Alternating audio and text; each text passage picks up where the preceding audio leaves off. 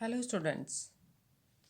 This is our next chapter, chapter 15, Attaining Freedom. Attaining freedom, इसका क्या मतलब होता है? Attain का मतलब होता है कोई चीज़ का मिलना, ठीक है? तो अटेनिंग फ्रीडम मीन्स हमें आज़ादी मिलना, आज़ादी प्राप्त होना, ठीक? अब इस चैप्टर को हम लोग डिटेल में पढ़ेंगे आगे. The British feared the unity of Indians and decided to create a divide among them. अब क्या है, जो ब्रिटिशर्स थे यानी जो अंग्रेज़ थे, वो इंडियन की यूनिटी से मतलब कि वो देख रहे थे कि इंडियंस जो है सब एक साथ हो गए हैं, एक साथ वर्क कर रहे हैं, तो वो लोग इन चीज़ों से डर गए थे. तो उन्होंने क्या सोचा, they decided to divide among them, मतलब उनको जो इंडियंस को तो उनको अलग कर दिया जाए. This policy is popularly referred to as divide and rule.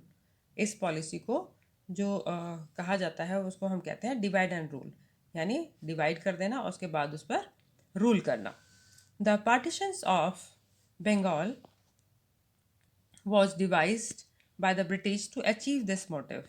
अब जो पार्टीशन ऑफ बंगाल यानी जब बंगाल का पार्टीशन कर दिया गया था, वह devised by the British to achieve this motive. उन्होंने इसी वजह से इसको किया था जिससे कि ये अपने इस मोटिव में, इस मकसद में कामयाब हो सके.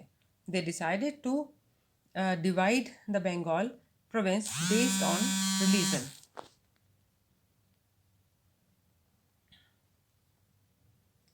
Based on religion. The Muslim dominant areas were to be separated from the Hindu dominant areas in a hope to create a rift between the two. Bengal was partitioned in 1905. अब क्या है कि they decided to divide the Bengal province based on religion. अब उन्होंने, जो अंग्रेज थे, उन्होंने जो डिवाइड करना चाहा बंगाल को, उसके पीछे क्या रीज़न था? उन्होंने उसके पीछे रीज़न लिया धर्म का, कि the Muslim dominant areas were to be separated from the Hindu dominant areas. जो मुस्लिम डोमिनेंट एरियाज जो थे वो हिंदू डोमिनेंट एरियाज से अलग कर दिए जाए. In hope to create a rift, मतलब रिफ्ट मीन्स कि दरार लाना, किसी के बीच में अंतर पैदा कर देना. उस चीज़ को उन्होंने इसलिए किया जिससे कि उन लोगों के बीच में अंतर, मतलब लोगों में दरार पड़ जाए और ये लोग अलग अलग रहने लगे, मतलब दुश्मनी से हो जाए एक दूसरे में, बिटवीन टू, इन दोनों में. Bengal was partition. अब इससे क्या हुआ कि बंगाल का जो है पार्टीशन हो गया था इन 1905 में. ओके. बाल Gangadhar Tilak, Lala Lajpat Rai and Bipin Chandra Pal encouraged the people to protest against the partition. अब ये जो थे हमारे जो जैसे बाल गंगाधर तिलक जी थे, लाला लाजपत राय जी थे और विपिन चंद्र पाल जी थे, उन्होंने क्या किया, लोगों को एनकरेज किया किस चीज़ के लिए, जिससे कि वो लोग इसके खिलाफ प्रोटेस्ट करें, वो लोग नारेबाजी करने के और उसके खिलाफ खड़े हो जाएं कि हमें ये पार्टीशन मंजूर नहीं है. People took part on several strikes. Several strikes मतलब बहुत सारे स्ट्राइक वगैरह पीपल, जो आम जनता थी उन लोगों ने किया. एंड प्रोटेस्ट, और लोगों ने प्रोटेस्ट किया. Boycotting goods made by the British and even burning them. उन्होंने क्या किया कि जो गुड्स थे यानी कि जो सामान वगैरह जो होता था इनका, जो ब्रिटिशर्स का था, उसको उन्होंने यूज़ करने से मना कर दिया, मतलब कि वो उसको इस्तेमाल नहीं कर रहे, इसको बिल्कुल बाइकआउट कर दिया था. और उन्होंने इवन उनके जो सामान थे उन सबको जलाने शुरू कर दिए थे. This movement was called the swadeshi movement. इस मूवमेंट को हम स्वदेशी मूवमेंट के नाम से जानते हैं. The resistance compelled the British to reunite Bengal in 1911, यानी 1911 में. But the people continued the movement even after that. अब जो क्या है कि इन लोगों ने कंपेल किया किस चीज़ के लिए, ब्रिटिशर्स ने, टू रीयूनाइट बंगाल. इन्होंने बंगाल को दोबारा से रीयूनाइट किया इन 1911 में. But the people continued the movement. लेकिन जो आम जनता थी उन्होंने फिर भी इसी मूवमेंट को जारी रखा. इवन आफ्टर दैट, उसके बाद भी. The British tried to suppress the movement but by that time it has spread to all part of the country. Britishers ने क्या चाहा, ट्राई किया कि वो इस मूवमेंट को दबा दें, ख़त्म कर दें. The movement but by that, मतलब कि इसको ना आगे बढ़ने दें. Bye that time it had spread it all part of the country. लेकिन उससे क्या हुआ, उसके बाद भी क्या हुआ कि ये जो चीज़ था, मतलब जो ये मूवमेंट लिया था इंडियंस ने, उन्होंने ये पूरे देश में फैल गया। उसके बाद हमारा आता है Gandhian period, non violence and satyagraha. इसका हमारे गांधीयन पीरियड आता है। इसके अंदर Mohandas Karamchand Gandhi, who known as the father of the nation, ये सभी जानते हैं कि मोहनदास करमचंद गांधी जो थे वो हमारे फादर ऑफ द नेशन के नाम से जानते थे हम उनको, राष्ट्रपिता के नाम से। वॉज बॉर्न ऑन 2 अक्टूबर 1869, जो कि जिनका जन्म 2 अक्टूबर 1869 को गुजरात में हुआ था। He was one of the India's greatest freedom fighter, ये हमारे इंडिया के एक महान फ्रीडम फाइटर्स के नाम से के हिसाब से जाने जाते हैं। He taught people that independence could be achieve by non violence, उन्होंने लोगों को ये समझाया कि जो आज़ादी है अगर हमें तब मिल सकती है बिना किसी वायलेंस के क्रिएट किए, बिना किसी मारकाट के या किसी लड़ाई के हम लोग शांति से भी अपनी आज़ादी ले सकते हैं। Gandhi worked as a lawyer in South Africa, Gandhi ji ने as a lawyer South Africa में वर्क किया and return to India in 1915, और उन्होंने साउथ अफ्रीका में एज अ लॉयर वर्क करने के बाद इंडिया में वो 1915 में वापस आ गए। He assumed the leadership of Indian National Congress, इन्होंने जो है इंडियन नेशनल कांग्रेस का लीडरशिप संभाली and led nation wide non violent protest और satyagraha against the oppressive British rule and also demanded swaraj which means self rule. अब क्या है कि उन्होंने जब ये संभाल लिया इंडियन नेशनल कांग्रेस का, उसके बाद उन्होंने पूरे नेशन वाइड में उन्होंने ये फैला दिया कि वो प्रोटेस्ट करने लगे, एक सत्याग्रह मतलब करने लगे against the oppressive British rule, जो कि ब्रिटिश रूल जो हमारे इंडियंस को जो परेशान कर रहे थे, जो ये उनके साथ में बुरा व्यवहार कर रहे थे, उस चीज़ से अपने स्वराज को आज़ादी दिलाने के लिए, विच मीन्स सेल्फ रूल, जिसका मतलब कि हम खुद अपना रूल रेगुलेशंस बनाए, उसको चलाए। अब उसके बाद हमारा आता है जलियांवाला मस्कारे। इसके अंदर देखिए, on 13 April 1919 thousands of people gathered at the Jallianwala Bagh. 1919 में बहुत सारे मतलब हजारों के तादाद में आदमी गैदर्ड हुए थे, मतलब इकट्ठा हो गए थे एट द जलियांवाला बाग। कहाँ पर? जलियांवाला बाग में, in Amritsar, for a peaceful protest. किसके लिए? एक शांति से प्रोटेस्ट करने के लिए। However the British block the exit. अब इससे क्या हुआ कि जो ब्रिटिशर्स ने जब देखा इतने हजारों का आदमी वहाँ आया हुआ है, तो उन्होंने जो बाहर निकलने का जो रास्ता था उसको बंद कर दिया and open fire on the gathering, और उन्होंने खुलेआम फायरिंग करनी शुरू कर दी, यानी कि गोलियां बरसानी शुरू कर दी सब पे। किलिंग एंड इंज्योरिंग मैनी पीपल, जिसमें कि बहुत सारे लोग मारे गए थे।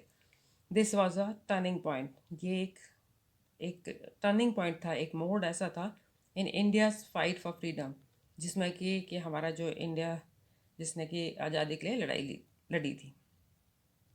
Outraged by the indiscriminate killing, Gandhi, along with other prominent leaders, demanded complete independence from the British। अब इससे क्या हुआ कि इस तरह की मारकाट होने के बाद कि इतने लोग मारे गए थे, तब गांधी जी ने ये एक प्रोमिनेंट लीडर्स के हिसाब से डिमांड किया था उन्होंने कि हमें पूरा का पूरा इंडिपेंडेंस चाहिए, मतलब हमें पूरी पूर्ण आज़ादी चाहिए फ्रॉम द ब्रिटिश। किससे? ब्रिटिशर्स से।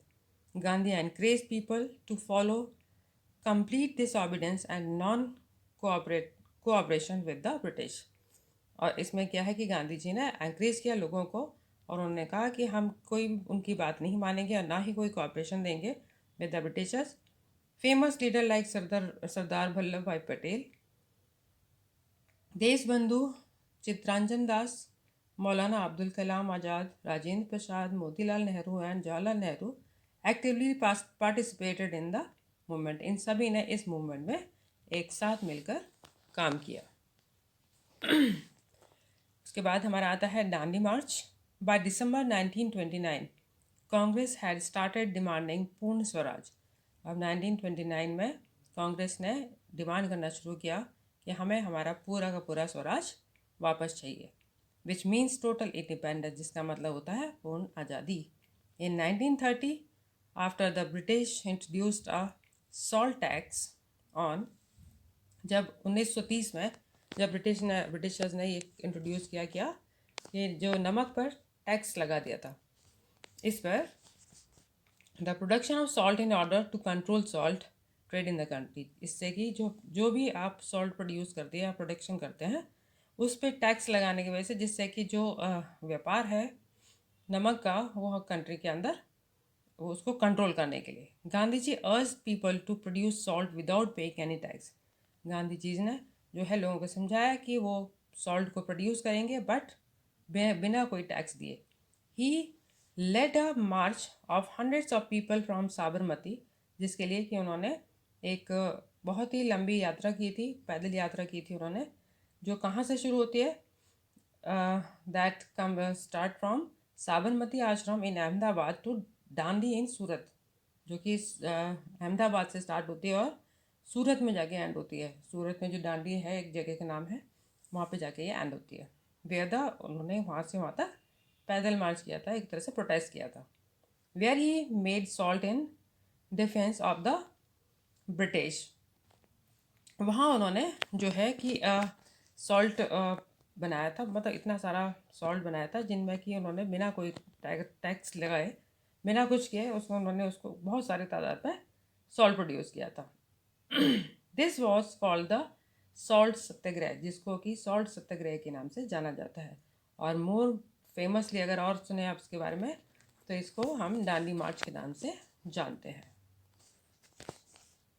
Soon after the efforts to free India strengthens and Gandhiji asked the British to leave India in August 1942। उसके बाद क्या हुआ कि उन्होंने कहा गांधी जी ने the efforts to free India, मतलब जो एफर्ट और किए गए थे इंडिया को आज़ाद करने के लिए, स्ट्रेंथन करने के लिए, दैट गांधी जी ने जो है ब्रिटिशर्स से कहा कि वो हमारे भारत को छोड़ दें इन अगस्त 1942 में। ही कॉइन द स्लोगन डू और डाई, उन्होंने एक स्लोगन कॉइन किया था, मतलब एक स्लोगन बनाया था, दैट वाज करो या मरो, as an appeal to the people to continue fighting, जिससे कि वो आम जनता को ये एक तरह से अपील कर रहे थे कि वो लोग करो या मरो का नारा लगा के आगे चलें। All the key leaders of the Indian National Congress including Gandhi, Nehru and Patel were imprison bye the British government. उसके बाद क्या हुआ कि अंग्रेज़ों ने ये जितने भी थे हमारे लीडर्स, जैसे कि हमारे गांधी जी हैं, नेहरू हैं और पटेल जी हैं, इनको सबको कारावास में डाल दिया था, मतलब उनको कारावास में डालने से, जिससे कि वो सब ये प्रोटेस्ट ना कर पाए। And protesting Indians were subject to severe beatings in gels.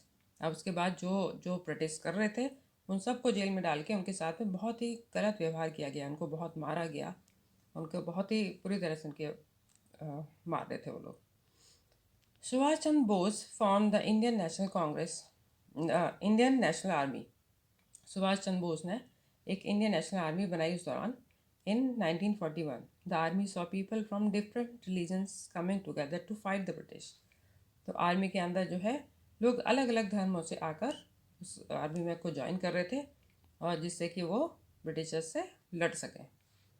India gains independence, अब इसके बाद क्या हुआ, इंडिया को जो है आज़ादी मिली। India became free on 15 August 1947। India हमारी जो है 15 अगस्त 1947 पे आज़ाद हो गई थी। The country was however divided into two separate nations, दो सेपरेट नेशंस थे जिसमें डिवाइड हो गई थी, that was India and Pakistan. Doctor Rajendra Prasad was the first president of India, और जो डॉक्टर राजेंद्र प्रसाद हैं he was the first president of India. And Jawaharlal Nehru was elected as the prime minister, और जवाहरलाल नेहरू जो है वो as a prime minister elect किए हुए थे हमारे भारत के। So this was the chapter, that was our chapter name is attaining freedom. तो बेटा यहाँ पे हमारा चैप्टर कंप्लीट हो जाता है। So see you. Bye bye. Take care.